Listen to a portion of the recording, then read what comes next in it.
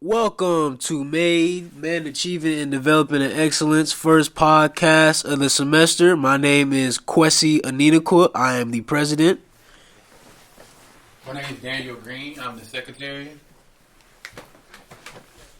My name is Chancellor Brown. I am a student and participating in the M.A.D.E program. And today we will be discussing all things college life at Georgia State University. We'll be diving into topics such as classes, studying, balancing time management, eating right, finances, and all sorts of things. And also we have our new member of... Richard Williams. Alright, so we're about to dive into the topic of college life, starting with classes. So, how do y'all feel the classes at Georgia State are going for y'all so far? Boring. Very. You're saying? I mean, mine are pretty stressful because they're real rigorous. But then again, I choose to take certain classes together that'll benefit each other. If that makes sense. Even though some of those classes people don't normally take together because they are rigorous. So Right. I guess I would recommend knowing like what you want to take on and how to best build your schedule off of what your strengths are, basically. That's true. Y'all got somebody else. Oh, my bad. I'm here. I come with the thing, with the But nah, yeah, it's definitely important to not take too many classes that are too stressful because you don't want to put that type of workload on yourself, and then end up getting a lower GPA than you expected. And that's why 15 hours per semester are the general average in terms of class time. 15 hours. I would say the main thing would be with classes, regardless of your classification, like everybody is saying, the consensus is, don't overload yourself with heavy classes. And I would say just for each professor or class, just kind of learn the format. And at the end of the day, do everything, in advance, because it's too easy with life going on, classes, anything can happen where you can easily get behind, and it's better to just be ahead or, just stay transparent in whatever you got going. Yeah, definitely true. I feel like college is just being ahead of the game, just doing all your assignments proactively so you don't get, caught up behind or exams don't sneak up on you by anything like that. I felt at a point in time college was just about going to sleep late and then waking up early for a while, because you have so much stuff to do. But I mean, it's you got to get it done though. You just got to get out what you put in. It's just that's like true, anything else. So I know I'm not the only one. It's a lot of people that's been smarter than me that graduated from college. Been a lot that hasn't been smarter than me, and I'm not the brightest in the room. But that goes a personal testament, what you put out, you know. I definitely wouldn't always compare yourself to your colleagues or your peers, because different people move at different rates. Not everybody gonna graduate in 4 years, So that difference in graduating in 4 years could be different than a 4.0 GPA and a 3.2. So I feel that the one most important thing that a lot of people, students, teachers, staff, whatever, tend to forget is that you shouldn't go to college with the primary purpose of, your career or trying to advance, trying to look the best for a potential employer. It should be about furthering your education, kind of get education that you wouldn't normally get in high school. I wish more people realized that.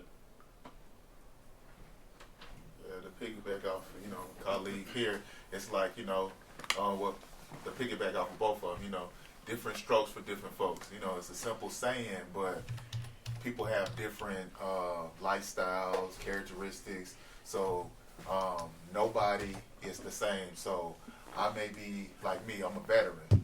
I already have 10 years of supply chain logistical experience. But a degree is still important to me, but the way I may look at it opposed to somebody else, regardless of whether they're younger, same age, or older, is different. Some people doing things maybe to get certain credentials, whether it be, and it might not necessarily just be the degree. It may be, you know, an overall framework or something. Somebody else's, you know, actual career field. Some people's like trying to break some generational curses and be the first one to get a degree and show their family, friends, peers that it's able. So, you know, different strokes with different folks. So, yeah, I mean, that's what it takes being a leader as well, like, especially on campus. Just being that example and showing others that it's possible to achieve what you want. Whether it's, you know, getting the right grade, like that 4.0, or getting that internship, or, you know, getting that job out of college, like whatever you want. Just being able to showcase to other people and actually motivate them to actually do their work and talk to different people and connect with other people, and just helping them achieve their goals. So. Like I said, it's very important to see people that look like you, whether it be same skin, complexion, same age group, somebody that you can identify with and say, hey, if Joe Blow did it, I know I can do it, or, you know, and it's strength in numbers, so point on. Yeah. So how do y'all go about balancing your time management? I ain't gonna lie. I'm real bad with time management, but over the years I've gotten way better with it. I know freshman year I'll have class, I'll be scheduling maybe mock interviews at the same time that I got class, and I was just everywhere. So with time, I feel like with practice and, you know, seeing, you know, making those mistakes, you have to learn from them, and definitely I recommend getting a calendar if you do not have a calendar of any sort. You just write everything down if you need to, whatever works best for you. Yeah. I'm gonna co-sign on that. Yeah, definitely. Yeah, I was about to say that. A calendar is definitely a useful tool in college. Like just having a big calendar in your room and then seeing the dates on when your upcoming assignments are gonna be. So like, if you're doing that, you're not gonna be, you know, scrambling when the test comes and you're like, oh damn, I got a test coming up. But I would say you need a planner too, though. Like, so you can have it on you like daily. Like, cause a calendar you might be like forgetting. But like your planner, like you can look at it daily. So like, it can might be the same events on the calendar and a planner. Like when you have a planner with you, like during class, so you can like write down like homework that day, so you don't have to wait till you get to your room to remember like, oh, what we have to do. So Right. Yeah, I have that in my notes. Like I use my notes a lot. If y'all know, you need to like just every day I have what I have. I use my reminders. Reminders, yeah. I would say, yeah, notes, reminders. And when I was in my freshman year at this high school in Louisiana, Neville High School, my honors English teacher, the only honor class I took in high school, her name was Miss Tucker. She said something that I believe and found to be true. She says procrastination leads to stress. So like putting stuff off at the last minute just like give us an even tighter window to get things done. So time management, they even go back to what you said earlier, like college, you putting in work, late hours. So it's teaching you one way or the other, like either you're going to manage your time right or school and life is going to beat you up. So it's like, either, you know, you kind of catch on. Some people live and learn. Life, that's what life is about. And some people refuse to learn. So it's all about what all we want, you know. Back in high school, I used to take, over 4 years, I used to take classes that would minimize the amount of workload I used to do. Sometimes I can't really do that nowadays, but it's always best to ask around to see what sort of help that you can get for your classes, whether it be tutoring, asking for some extensions, and stuff like that. That whether you need it or not, it doesn't hurt. For me, it doesn't hurt to ask. Yeah, definitely seek out resources. Never be afraid to, like, you know, reach out to somebody and ask for resources. Like, I know the Dean of Students office at Georgia State, like, if you go up to them and say, like, you had a death in the family, from what I heard, like, they'll work with you and your professors and try to get you, like, a day or two extra to, you know, fill in what you missed. And also, a lot of courses at Georgia State have SI sessions. I took advantage of that mostly my freshman year, my sophomore year. And then, just being able to go in with somebody who's actually taking the course, who did well in the course, and they'll give you tips and strategies on how to overcome the exams. And then also with like resources like the writing studio at 25 Park Place on the 24th floor, just having someone look at your papers and reviewing them and actually sitting down and helping you become a better writer helped me a lot my freshman year. I didn't even go to my assignment. Gotta make time for that. No, it's during my next class. Oh really? Oh, so it just both of the times that she has during our class. I mean, for something like that, I mean, do you know anybody who goes No, we to all them? have the same class, so we all have the same schedule. Oh. And she get mad when nobody come. They scheduled. Yeah, They you made the can't. class. They should have scheduled. Okay. But I tried to tell her, she was just like, that's not my problem. Especially because you're a freshman, you got like a FLC. Yeah. Yeah. She said it didn't have problems, so I was like, oh. Aren't you required to go to the essay sessions for your FLC? Oh, are we? No, I don't know. I know some classes do require it, but That happened for that me. was back in my FLC. So my schedule was made around it. So. Yeah, I would check into that, and even though that she may be saying that, it's about transparency, having an open rapport with whoever, whether it's your classmates, professors, so whether it be her or somebody above her head, always like say in the military, but it doesn't even have to be the military. This everyday life, any profession. Always be a team player, have integrity, but CYOA, cover your own, So regardless of what, hey, I sent whether and then nothing beats black and white, documentation. Saying, hey, I reached out to Professor so and so, let her know this was my dilemma, and it's up to them. It's not a such thing as not just their problem, because hey, you presented something to them, and if that person can't help you, can you point me to somebody that can? And you did your part. You can only do so much as a student in your role and responsibility.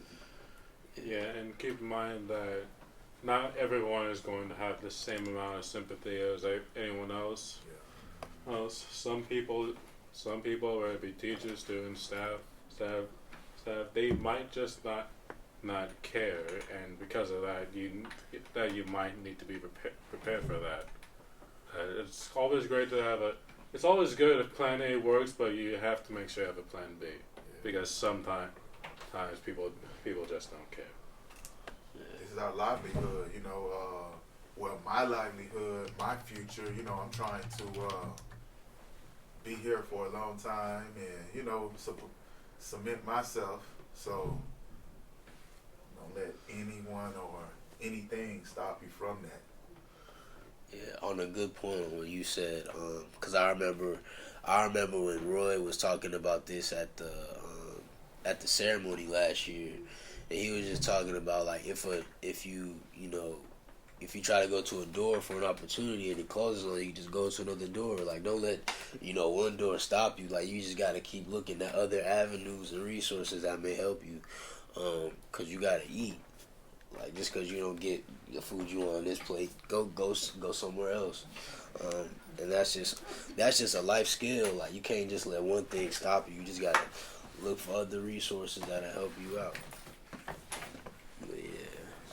We paying for tuition, all of this. So whether it's on something where to be a professor, faculty, staff, hey, I'm trying to get my money's worth. You're not gonna shortchange me. Right. You're right. And then in life, people say it's not what you know, it's who you know. That kind of ties into using all your resources, networking with colleagues, and shoot. We put our heads together. It's somebody that can figure it out. We'll come to some type of solution or something. Definitely. So how are y'all's finances? Pretty well, Pretty well. considering that I won a couple of scholarships last semester. So it's been a bit easier for me to afford certain things than otherwise. I mean, granted, I'm not gonna buy everything that looks nice to me, but it doesn't. Sometimes it doesn't hurt hurt to eat out a little bit Right. if you can afford it. Right. Yeah, I would definitely, if y'all aren't already doing this, I would definitely advise y'all to make a monthly budget. Just make a budget on what you want to spend, how much you don't want to go over, what you actually need, as opposed to what you want. As far as like eating out on the regular basis, try to see what you can cut out and try to save your coins, because you're gonna need that after college. Well, in college and after college. And then also looking out for different scholarships, different job opportunities. Especially being with TRIO Student Support Services at Georgia State University campus, on the Atlanta campus, has been very beneficial for me. Just being able to, complete requirements that are going to help me become a better student and improving my career, while also getting some grant aid at the end of the year. It doesn't really hurt either. So just looking for that really helps a lot too. Yeah, finances, man, it's a major part in anybody's life. Les Miles, not Les Miles, but Les Brown. Thank you, Mr. Shavers. Les Brown, the motivational speaker. He was talking about finances. He said financial freedom gives you freedom to do whatever you want in life. So finances is very important, and it's always good to save a penny for a rainy day, and like we said with life, you never know what's going to happen and when it's going to happen. So it's better to be prepared than unprepared. Yeah. Going off of what you said, I think it's a fair assumption to say that money is the most important thing in the industrialized world. It's hard to go places or do just about anything without money, and you need to be prepared to spend a pretty penny if it means going as far as you want to. Especially living in Atlanta, everything is like ridiculous. Like everything that you used to pay for times two. Like, just be ready to save. Definitely, like, I'll save half of each source of income that you get. I would say put half of it in your savings. Just stash it away. Don't even think about it. Just take half of it, put it away, and then use the other half for whatever you want. Because, if you do that for the rest of your life and you stack it up, half of the money you've already earned is already saved up. Because, if you really see the statistics of, like, retirement and stuff like that, it's bad. People are really not, getting as good as benefits as they thought they were going to get because they didn't save. And then also getting into stocks, opening accounts and stuff like that is really beneficial too. Just investing your money in like some real estate is really what they don't even teach us, as African American men.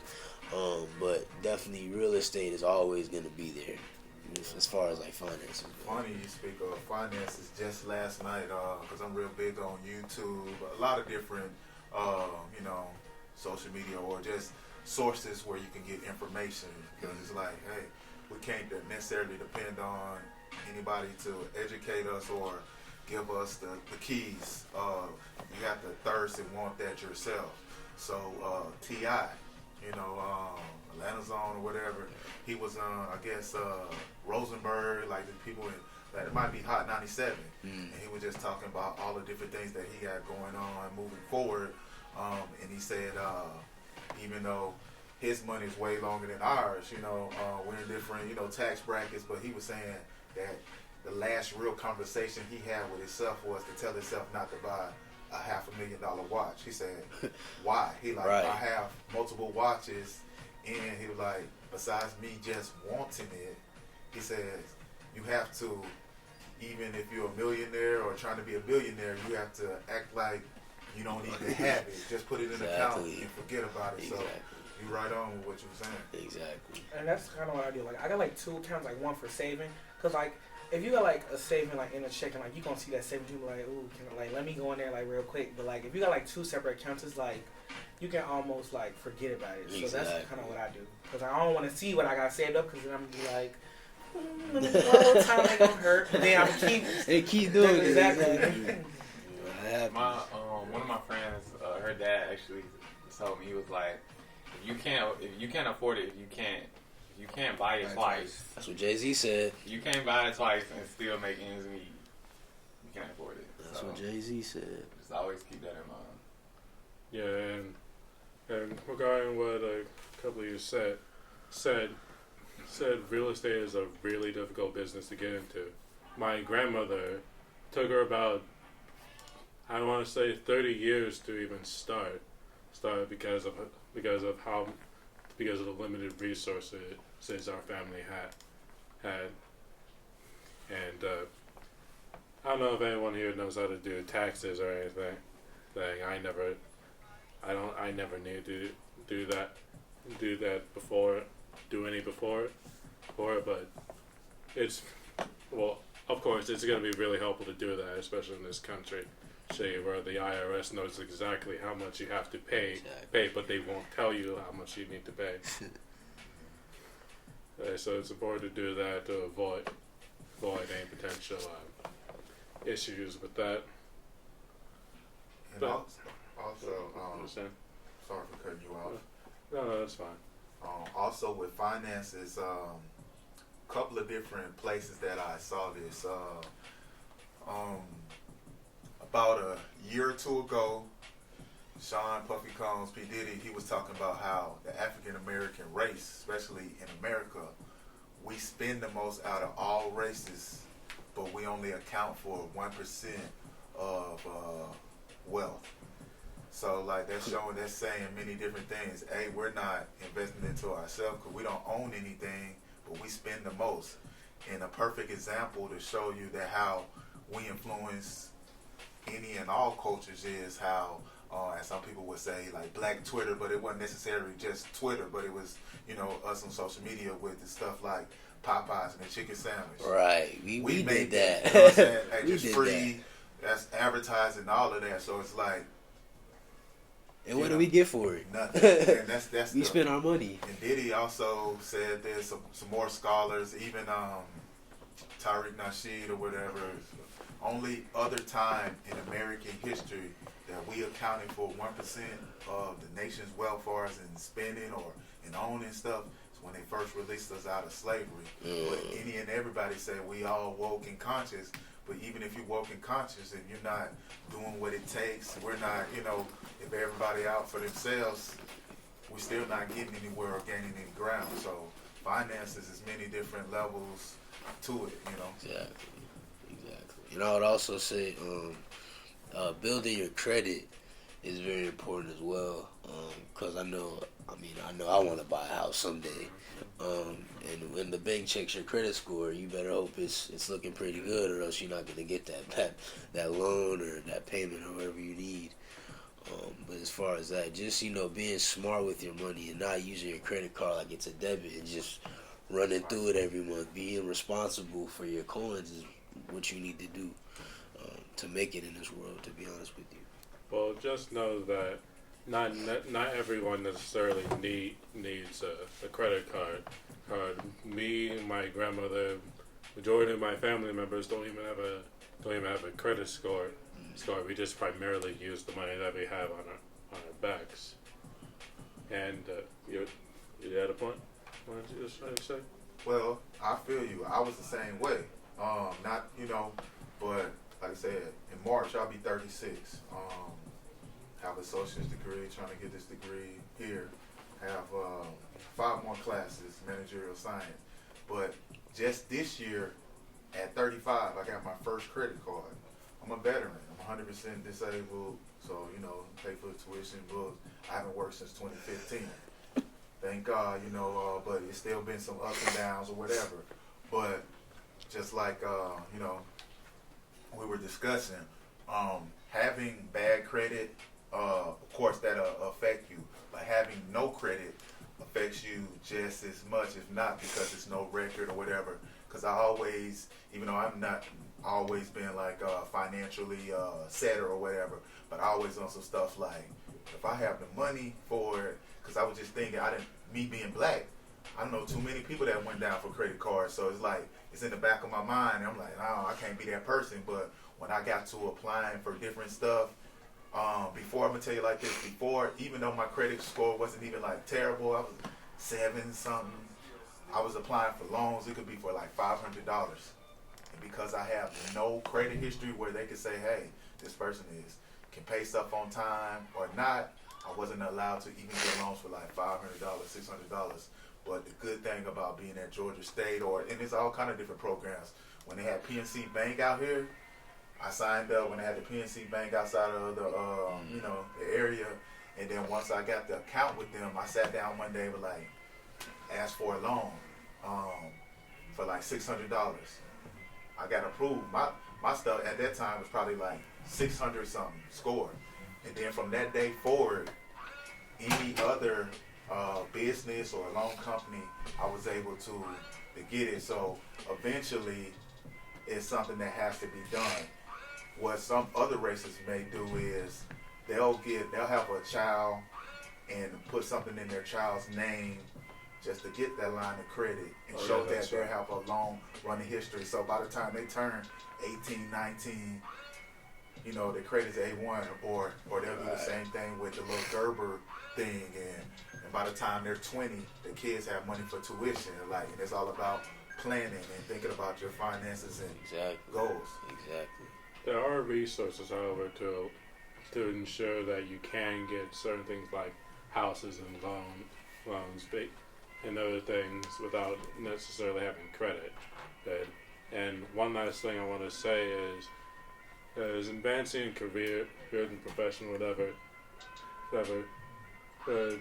I don't think anyone's goal is to be a billionaire per se, but more so to pursue the career they want.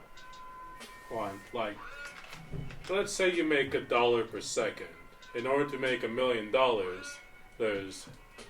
that would take you 11 days. To make $1 billion, that would take you 31 years. What I'm trying to say is that pursue what you love, not necessarily the money, because to be a billionaire, you're probably going to have to step on some people, and that's gonna.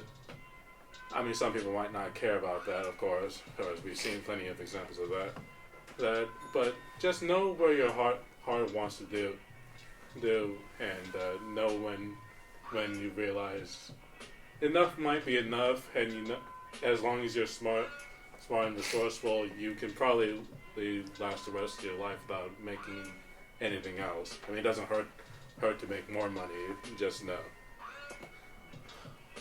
I mean, that's good. And on the point of just picking the right major for the right reasons.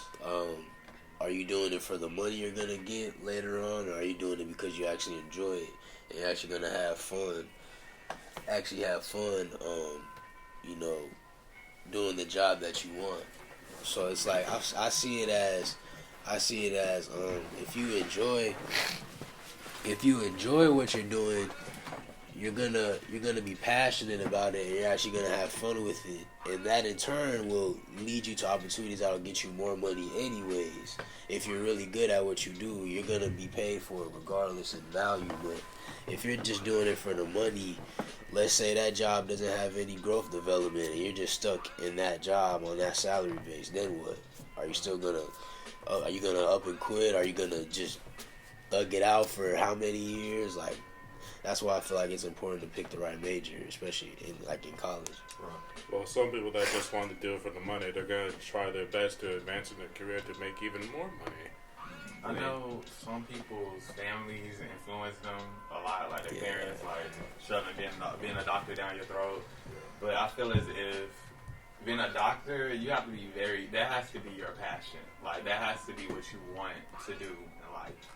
Because, I mean, you serving people, you helping people. So you coming to work and you coming in the job and you in a bad mood, you done messed up on, let's say, somebody's surgery. You got somebody's life in your hands. So it's just you got to know what you want. I would agree, and it's all about just doing.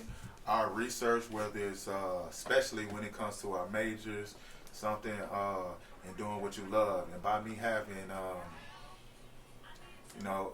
like I said, a 10-year supply chain logistical experience, some of that being in the Army and, just civilian sector. So like my last job, I worked for ADT. And I was the warehouse guy. And it's people literally that work at ADT that went to colleges all around the United States to be engineers. And they got burnt out because they didn't love it. They just said, engineers make $100 an hour. I'm just throwing that, figure out there. And then after 2 years, they was like, you can't pay me to do this. So they rather go in people's houses and hook up internet, cable, security and stuff like that, then do that because, hey, I'll give another example. Even if you was paying me $1 million salary, you can't pay me to disrespect me. You know what I'm saying? So, like you guys are saying, do what you love. That's a reward within itself. And one more example I would say would be Mr. Shavers. Mr. Shavers love, doing this type of thing. He like giving back to people. And even though he's getting a financial salary from it, but the real payment that he gets from, having a rapport with us and help mold and, our future. So that's real talk. Yeah. And what you said about doctors, there's a lot of those parents that like to say you have to be a doctor and whatever. They don't realize that it costs money to just simply be a doctor. My own personal doctor is still paying off his student loans. He's in his 50s, actually. Like he's a very good doctor. He does it for the people. So it costs money. And it's hard to get into one of those big hospitals without graduating from a top university or an Ivy League something. And especially when picking up big professions, such as doctors and lawyers, you also need to look at it from how long you're going to be in school. Are you willing to, you got a stamina to stay in school that long? You want to keep going, and you have to really be built and motivated.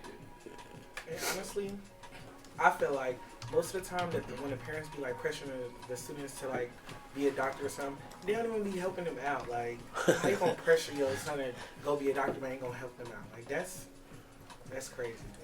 They want their kid to be in a history book, basically. I understand it from the point of view that they just want, they want their child to be the best, but they're not thinking about what their child is going to do, what if they don't want to do that. So that's definitely something you should look at in the future for our kids. That's the parents that want to live with their kids. Yeah. At best, they want the best for you. At worst, it's a status sort of thing. Maybe they didn't necessarily have the best lives. Maybe they just want to show off their kid and show off how much of a good parent they are. It's important to realize to break away from that if that's too much for you. It's also a big risk too because of all of the debt and the fact that you can burn out. Not only are you doing all these things and something that you don't want to do, it's also a large risk. So you're risking your livelihood or your career. You're risking lots of money down the line that you have to be paying off for something that you might end up not wanting to do. And time. Exactly, and all the time. Time is money. So it's this gigantic risk that you're taking, but people don't see it as a risk because lots of people don't value that their time is money, or you're not even enjoying what you do. And that's why it's so important to research and shadow somebody that's within that field and see how their day-to-day process is, if you would be interested in doing something like that. Some people only see the numbers. Yeah, and it's not hard to look it up either because most of the time people don't even go to class. They just look up stuff for their class to pass the test. Yeah. So when attendance is optional, nobody's coming to class anymore. So it's a test. The class will be slow. There, you're like, whoa, it's about to be a test or something. Yeah. So you might as well just look up something that your life might, end up upon. Then just look up something that you're paying for already, because at the end of the day, you're going to pay for yourself. on that note, just to pinpoint all the points that y'all just made, I mean, life in general is already a gamble, and then you being in college, spending all this money to be here, and like, you know, just having a set goal of if you're gonna get the job afterwards is already a gamble in itself. You don't know you might get that job or not, and it's just, you know, like what we were saying earlier, just putting in to get out what you want. Like, if you already paid $700 for the class you taking, why not go? Why skip it? What's the point? You could have done that at home. And why even come to Georgia State if you're just gonna, you know, look up Quizlet answers? Like, you might as well have just done that at the crib and then got it for free. But you just wanted to do that for whatever reason. So just getting out what you put in is very important in life and in college, because it's too, like, the cost of attendance here I was just looking at is $27,000. $27,000 is the cost of attendance. I thought it was 20,000. 20,000? Yeah. 27, I think. I looked at mine You know yesterday. it go up like every year or something. Really? Yeah. Didn't change for me, but okay. Looked at it yesterday. It was like 27,300 something. Yeah, that's only. It's going from a logical standpoint. I imagine that it will go up by us being the biggest school in the state of Georgia. Right, So to try to right. offset some other stuff like. Exactly. So it's for them out of state people. Yeah, this is But it's instant. not I'm bad compared instant. to all them other schools. Not true. Like with the SEC schools, like Alabama or UGA or Shoot, like man, Florida. Even some HBCUs. Yeah. You know, Oh yeah, Morehouse. Yeah, that's how I was getting to Morehouse, Yeah. right? So Morehouse, Clark, I Atlanta, feel all like that. they was. Dude, I seen that money.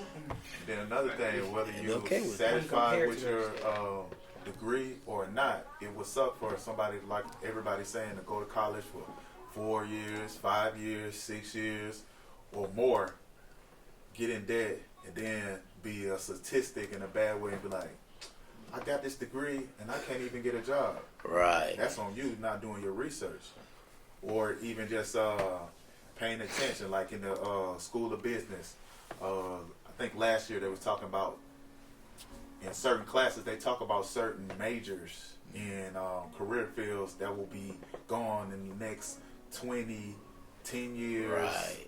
and so forth, so on. So certain people should be, if not all people, should be thinking like, is this profession gonna last? And one of the ones that was shocking to people, but if you think about it and like on some common sense stuff, accounting, they said in the next 20 years there will not be no more accountants. Really? Computers. You think a computer's gonna be more Right. efficient than me or you. Right. But if they're doing that, not to jump from one extreme to the other, but if they're doing that with Walmart and places like that with cashiers, why wouldn't they do it, Yeah. and cut back? So it's just like, you got to plan for the future, present, all of that. Exactly. It's good. I mean, because I know for a fact that they said like account is like the number one, Yeah. like needed major for now at least. Yeah. And we get everything, the licensed college of business, we get everything from the Harvard School of Business. And like I said, tied for Stanford, so it's like, it's on point. So, but it's like, either you take heed or you pay for it later, Yeah. Some people just won't hire you if you don't, graduate from certain places. That is true. Yeah. That is true. Prestige, that type of thing. Yeah. Yeah. Yeah. Especially if you don't have any connections. Yeah, I feel like having connections is like a real good thing to help you get a job. Like, especially coming out of college, you build a relationship with somebody and they like you. Like sometimes, like if you don't even have the highest GPA or whatever, they still might hire you. Like, you gotta build. It's good to build connections while you're here too. Honestly, it's not what you know, but it's who you know. So, like in my business communication lab that we had last Friday, I read a statistic and it said 80 to 90% of the people that get hired were hired because they knew somebody within that company. That's how it is here with these professors. Yeah. My business, BCom, it was this older white guy, I forgot his name here. He was talking about that, and several, like 2 professors after I took the BCom class here, was talking about how they got an interview and got hired because somebody, not the first person, but like they knew somebody that knew somebody. Right. So, Right. and also, relationships are more worth more than money. You Right. know what I'm saying? That is It's like true. the same thing as like not what you know, but who you know. So That's it's just true. like, hey, if you know, it's people like, man, he's my M.A.D.E colleague. We went to college together, you know, and he's running this business over here or trying to dabble into that. But like, if we already have these relationships, whether it be with faculty, staff, or other businesses, if it's a job or career around this campus, say, hey, I'm on campus, getting ready to graduate, blah, blah, blah. Hey, can I shadow you, Right, you know, or right. can I volunteer? And they be like, dang. Yeah, he's wonderful. Richard has a great work ethic about himself. He might not know everything, but he's open to learn. Right. And like I said, that goes a long way because at the end of the day, do people know or want somebody that's a know-it-all or you can't tell them anything? So Definitely. Definitely. There's also nepotism in the hiring process as well in certain places. Let's say you go to let's say one of us goes to some upward place in some place like Wisconsin or New York. We might fill a quota, if you know what I mean. Yeah, I hear you. I mean, They do have quotas. and only for specific requirements. And spend only just that. And they might not really care who you are after that. As long as you can do the job. And that's a unfortunate thing in a lot of these places, especially in the business world. It's hard to go out to certain places. Yeah, one of my mentors, Edgar Butler, who spoke at our Secure the Job workshop on a Wednesday for our general body meeting. He's a college recruiter for State Farm. He always hones in on me, like, and it makes me think, like, what are you doing right now to get yourself in the door for the career that you want? Like, are you actually making connections? Are you just networking with people? Like, oh, I know him, but do you honestly know that person? Like, do you have a connection? Like, could you contact that person and ask for help and get it from them? It's really important. And I feel like that's what's gonna help you, accomplish the goals that you want once you leave college. And just, right now, because I'm a junior right now, I'm putting in applications. I'm talking to as many people as I can. I'm doing informational interviews to actually know how the career I want actually looks like in a day-to-day basis. And in that process, I'm actually meeting people in the field that I can go to and refer to for help. So, I mean, just doing that stuff goes a long way. So, on to the topic of stress management and, like, mental health, because I know we don't talk about that a lot. So, how do y'all manage your stress? Talk to people. I cannot stress. I can't stress this enough. Talk to people if you're having a bad time or upset with something. Holding it in is not going to do you any favors. There's not dealing with the problem, any sort of stress problems you might have might build up over time. It's very important to seek out help from whoever who's willing to listen. And because you might not know. They just might have all the resources or all the answers or solutions to your problems. I would agree. Health is wealth. So if somebody was a trillionaire, but you're mentally, you can't, process anything or do anything, you're obsolete, so, and it's many different, you got your, physical health, mental health, spiritual health, it's many different levels, but like, it's all about being able to get rid of the stress, whether you're working out or whatever the case may be. Having a support system is real big. Someone that you can talk to or some type of team, even if it's not your support team like that you talk to every day, but, using resources, whether it be making phone calls, toll lines, because iron sharpens iron, Right. That's true. I would say meditate. Meditation is a big thing. I know that sounds like crazy, like a Caucasian people thing to do, but no, it actually it chills, it calms you down. Like especially if you're going through something, just going like somewhere quiet and just sit somewhere for like 10 minutes, you're gonna feel way much better. I feel like a lot of, especially within the black community, like mental health isn't pressed upon. So especially growing up, like as a black male, we're taught to be really strong, not to show any type of emotion, basically be nearly emotionless as a person. And I feel like as you grow, like once you keep bottling all that stuff in, you're gonna break down. At some point, you're gonna break down. A lot of people are stressed and don't even realize that they are stressed. I was like that myself, honestly. And I do recommend, like, if you need to talk to someone, find someone that you feel comfortable with, that you can talk to about your issues, because getting it out is definitely, like, way better than out in the end, because it's going to destroy you in the end. Yeah.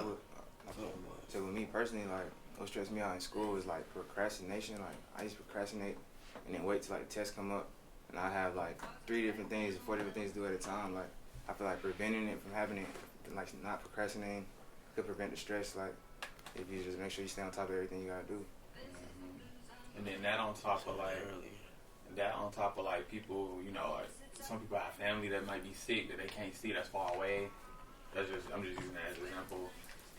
And that on top of that stress already is just stacks, and that's what leads to some people dropping out, going to drugs, and that's just it's not.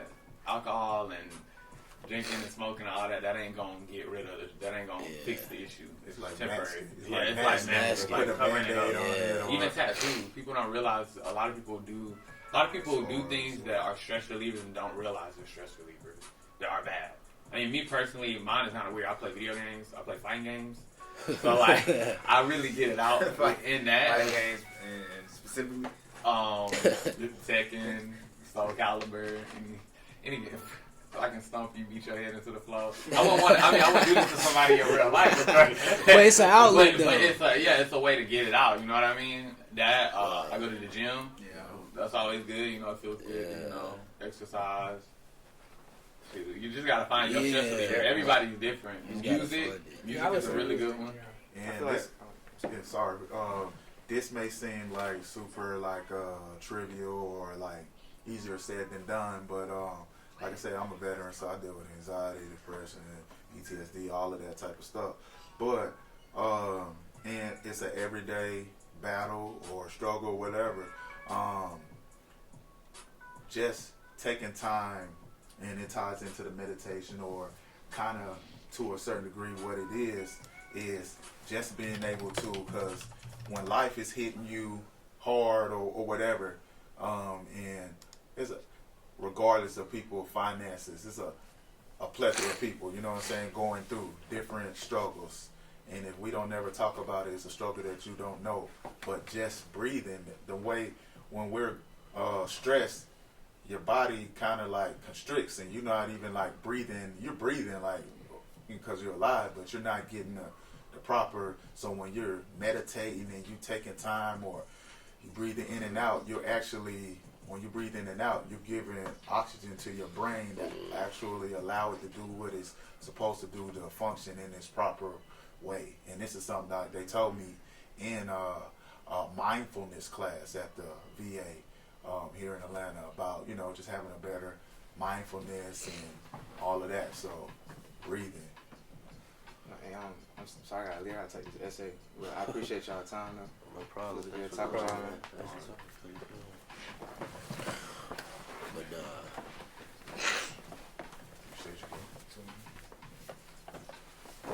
good luck. Good luck. Trying to go to Orlando. Oh yeah. I just turned mine in.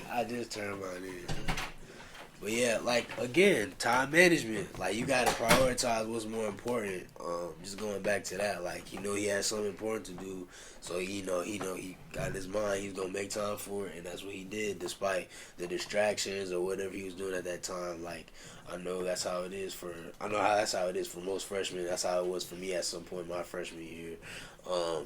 With the distractions, the parties, the females, all that other extra stuff, and it's just like you just gotta really make a list of what's important to you.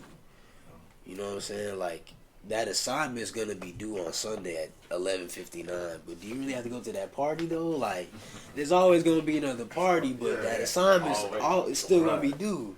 So it's just about prioritizing your time. Like, would you just get it done now, then you can go, or it's one assignment.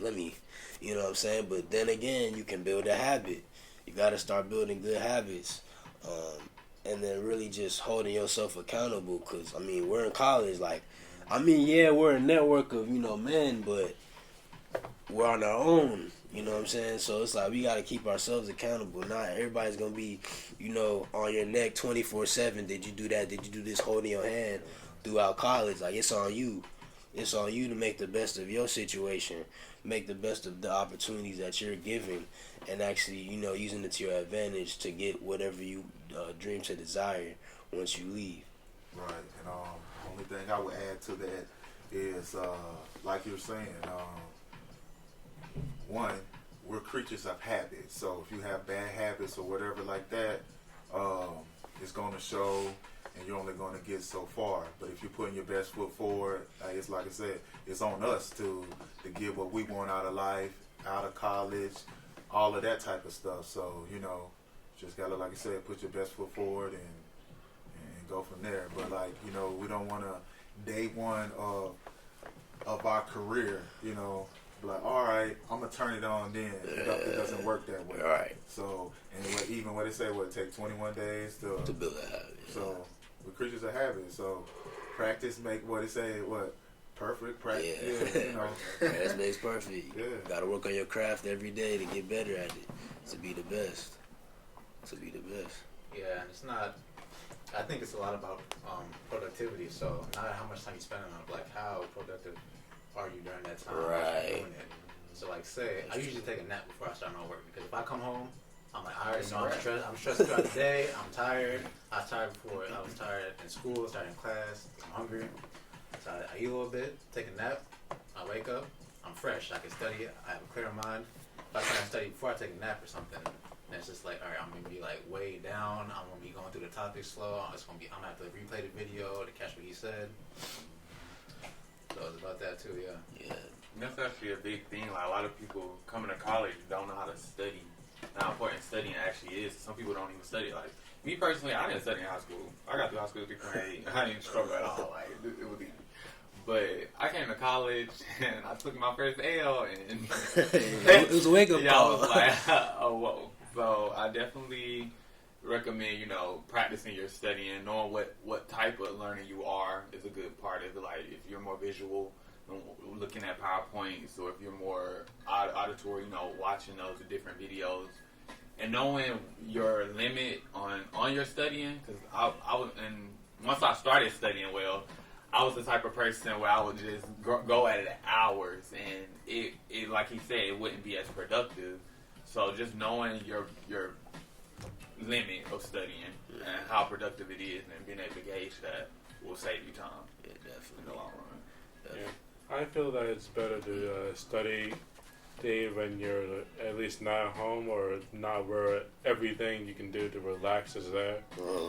Like, when I study at school, I can study for about 30 minutes, even when I'm reading a long book.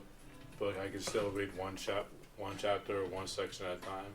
When I'm at home, I'm just gonna hop on Steam and play whatever I need to. Because the human mind is conditioned to want things that are entertaining, rather than something that you can learn from. It's very easy to get distracted when there's other things that are just simply more fun around you. No, that's very true. Like, just, putting yourself in the environment is also important. Like, I mean, I know personally, sometimes I may want to, chill in my room and study, but it's like, I know I only go there to sleep and chill and, watch Netflix and stuff like that. So it's like, I just have to motivate and force myself to go to the library, because I know I'm not going to be able to do that at the library. It's like, I'm going to have the environment and mindset of reading, reviewing chapters and stuff like that. And also, like we were saying, like, being productive and being proactive is very important. Like again, personally, I know I have an exam not the next Monday, but the following Monday after that. So this weekend, I can just, review each chapter little by little. Not like it's not like strenuous, because it's like once the test gets closer, then that's what I would have to do, because I didn't manage my time effectively. So it's like now I give myself a wider amount of time to boom, boom, boom, boom, boom, boom, boom, boom, boom. As far as doing this, and it's like I have to, you know what I'm saying? I probably won't read the chapters as thoroughly if I did that anyway. So it's like just setting yourself up for success is very important with, studying per se. Yeah, just give yourself the best opportunity to be successful, to win, and at the same time, it's about, preparation. Like you said, doing things in advance, not being, having a short window or you're back against the wall. So if you're stressed, can I think the best if I'm stressed or whatever? So I agree 100% with you. Exactly. Yeah, and I also think that, another thing that I think is really good, but I have a hard time doing myself, is reviewing all the material before you go to class. Because some people wait till they go to class to learn the stuff in class, but a lot of the times you already gonna have to know it. Even after you leave the class, you still have to look over it again. Right. So I'd rather, when I think it's better is if before the class you go over everything, and then as he's explaining it, you see new things that he can, your professor can answer. They can give you a different answer other than what you find in the book, which is most of the time what I really want. If I'm reading a book and I don't understand something, I'm like, okay, I can't just read the same thing and understand it. I need a different point of view. Right. But what's hard about that is you gotta start running before your race starts. Because if you say classes start next Monday, this Monday, the Monday before classes starts, I'm not already gonna have to go over everything. So it's kind of hard. I'm about to get out. Yeah. I Appreciate it. But bouncing off of what he said though before I leave, also watching who you study with is a big thing, because some people you can. I have a friend that I study with, and I'll say, we don't even study the same things, but just being around that person, I see she grinding, I'm grinding. It's like it's kind of like Keep each other accountable. yeah, it's kind of like we keep each other accountable. Try to study with people like that versus people who are getting distracted and those, don't get me wrong, those people are still friends. You can still them just the people you party with, not study with. You got to be able to separate that party life from that. I also study with people that kind of don't understand it, so I feel like if you can't explain it to them, then you can understand it. So Yeah. All right, everybody. All right, appreciate y'all. Thanks for coming. Don't beat nobody up, man, with the violent game. Lucky guy. Smashing heads and stuff.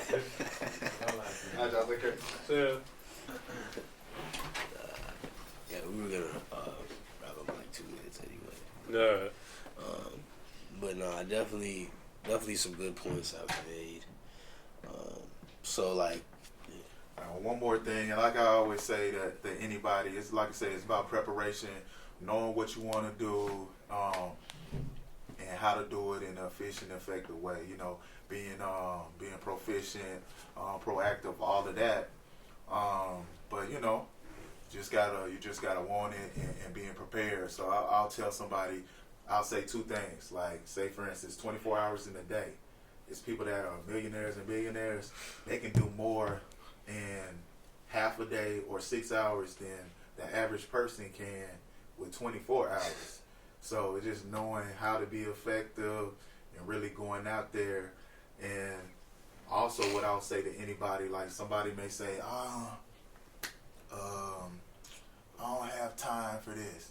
If you work in a job and you're working an 8-hour shift, you still got, that's 8 out of 24. Right. The average person is going home to play on their phone or whatever, may play with their wife, kids, significant other. Right. And that's time that you could be doing something as far as in some books, trying to make your livelihood. Invested in yourself. Investing.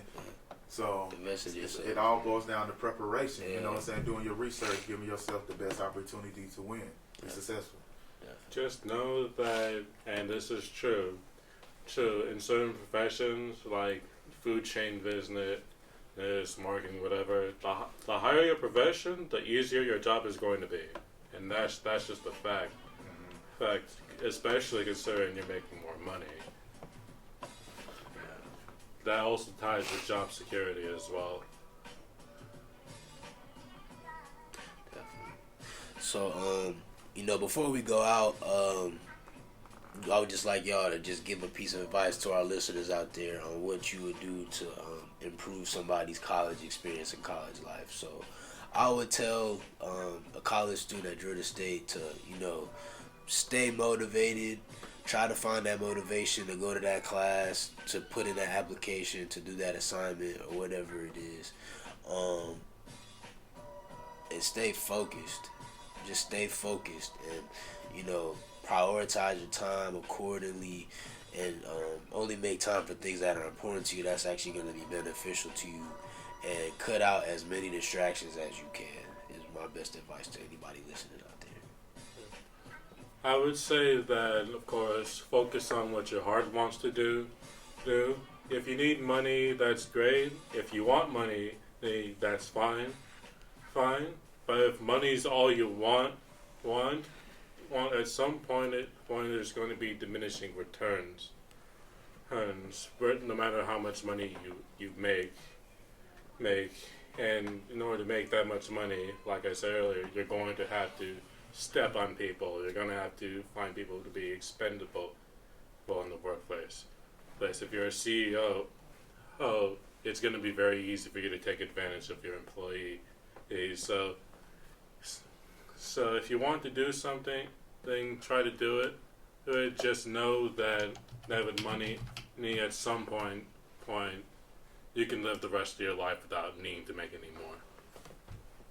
I think a good piece of advice is to get comfortable being uncomfortable, because it'll help. Like being in the library, that's an uncomfortable place to be at, but it's gonna help you study. You got less distractions. You want to talk to that girl, you're just gonna be uncomfortable, but you're gonna feel accomplished after you did it. Whether she said no or yes, because you satisfied, you got your answer. If you're in class and you want to ask that question, ask the question. It doesn't matter. You paying for this, like he said. It's not that you're stepping on people, but you're there by yourself and you're there for you. So if someone else is asking all those questions, guess what? They're gonna remember them, because it's that experience, the act of asking a question, that's gonna help you remember it. So yeah, just get comfortable being uncomfortable. So.